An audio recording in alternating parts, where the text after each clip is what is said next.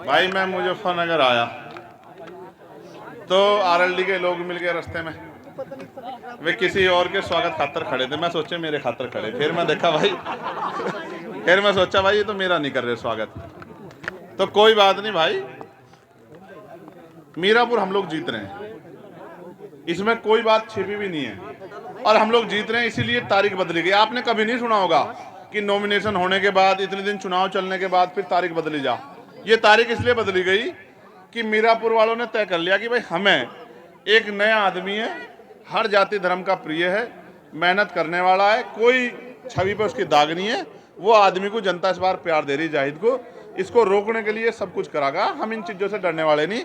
हमें 7 दिन मिले, हम 7 दिन और मेहनत करेंगे, रुखी सुखी खा के हमारे कार्यकर्ता दिन रात एक कर देंगे, लेकिन हम इस लोग विधानसभा को जीतेंगे, ऐसा हमें भरोसा है।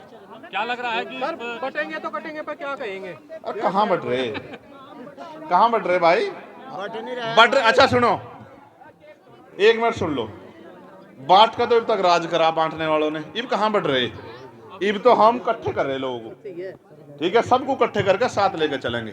ठीक है, आप ये बताओ, पत्रकारों पर लठ बज गया गाजियाबाद में, बजा नहीं बजा? बता ईमानदार तो बताओ भाई।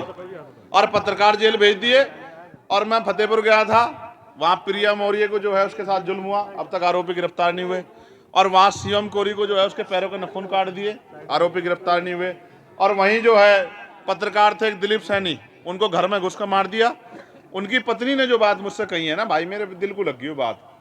मैं तो ये सोच रहा था भाई मेरी बात वहां तक नहीं जाती होगी। उसने बिटिया ने मुझसे कहा भैया आप ही दिला सको न्याय, मैं आपको देखती हूँ, मुझे न्याय दिलाओ, मेरे बच्चे हैं छोटे छोटे। मैं इस मंच से उस बहन को वचन दे रहा हूँ कि उसके सम्मान की भी और उसके बच्चों के अधिकारों की लड़ाई भी हम लोग लड़ेंगे। किसी पत्रकार भाई को भी अकेला नहीं छोड़ने के, किसी वकील भाई को भी छोड़ने, किसी किसान भाई को भी छोड़ने के, और मजदूर भाइयों को भी उनका मान सम्मान का वेतन, उनकी तरक्की के रास्ते खोलेंगे। सफाई कर्मचारी नियमित हो इसके लिए मैंने पत्र लिखा, पीआरडी के जवानों की वेतन वृद्धि के लिए, होमगार्ड के जवानों की वेतन वृद्धि के लिए, पुलिस के 8 घंटे की ड्यूटी के लिए, सप्ताह में 1 दिन की छुट्टी के लिए, आशा आंगनबाड़ी भोजन माता बहनों के वेतन वृद्धि के लिए मैंने पत्र लिखा, ग्राम चौकीदार ग्राम रोजगार से सबके लिए मैंने पत्र लिखा। अभी तो मैं पत्र इसलिए लिख रहा हूँ कि सरकार इस पर काम कर ले। अगर मेरे पे ताकत होती तो ये सबको तनख्वाह जो है ना इनकी 3 गुनी हो जाती जितनी मैं चाह रहा था, क्योंकि इनको भी बराबर वेतन मिलना चाहिए, समान काम समान वेतन। ठीक है भाई, चुनाव के बाद अगली बारी क्या है? 27, हम तो 27 में हमारी निगाह है भाई पूरी, हम नहीं छोड़ देंगे 27 को, हम तो तय करके बैठे हैं। अब हम हमारे लोग और हम किसी के भरोसे नहीं रहेंगे, हम अपनी ताकत बनाएंगे। जिस तरह से इन्होंने आशीर्वाद एक गरीबों ने मुझे पार्लियामेंट में भेजा, और पार्लियामेंट में अब सबसे ज्यादा डिबेट किसी की है तो वो चंद्रशेखर आजाद की, आप चेक करवा लेना। अच्छा, ठीक है, एक मिनट सुन लो। तो भाई ना हम हिंसा की बात करते ना हम किसी को बुरा कहते, हम तो ये कह रहे हैं सब मिलजुल के राजनीतिक ताकत बनाओ। अब तक हमारे लोग तो ठगे गए, अब नहीं ठगे जाने के भी लोग।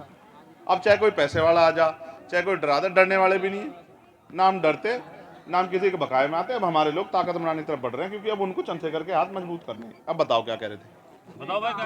आपने कहा था उपचुनाव आपकी जान का सवाल है।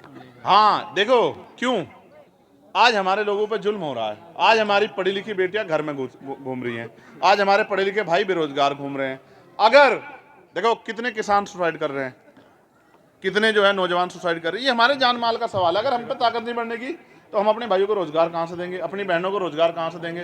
तो ये तो हमारे लिए जान माल का प्रश्न है, हमारे लिए कोई व्यापार नहीं है कि किसी को लड़ा दो कुछ भी कर लो। हम तो सब इकट्ठे इसलिए हुए हैं कि बाबा साहब अम्बेडकर ने कहा political power is the master की, अपनी समस्या का हल करना है तो राजनीतिक ताकत बनाओ।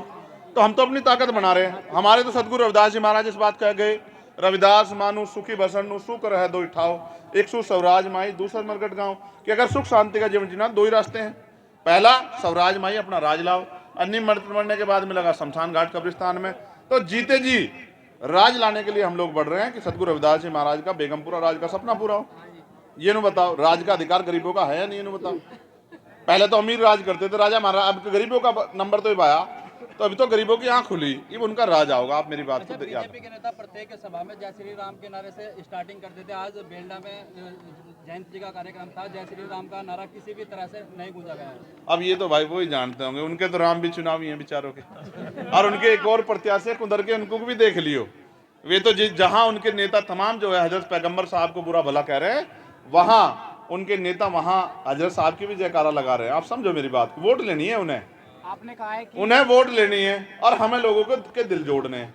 हम वोट के लिए नहीं काम करें, हम तो लोगों को जोड़ के उनकी ताकत बनाने के लिए काम करें। आओ भाई आप भी आओ। बुलडोजर पर कहा है कि बुलडोजर का हिसाब होगा। बुलडोजर वहीं भेज देंगे जहाँ से आया बुलडोजर, आप चिंता मत करो, हम वहां लग रहे ताकत में, पे भी कर रहा हूँ। ठीक है बुलडोजर अच्छा बताओ, न्यायपालिका की जरूरत है नहीं है क्या आपको? ही बताओ जो बुलडोजर पर आप भरोसा कर रहे हो, बुलडोजर अच्छा क्या आप बताओ?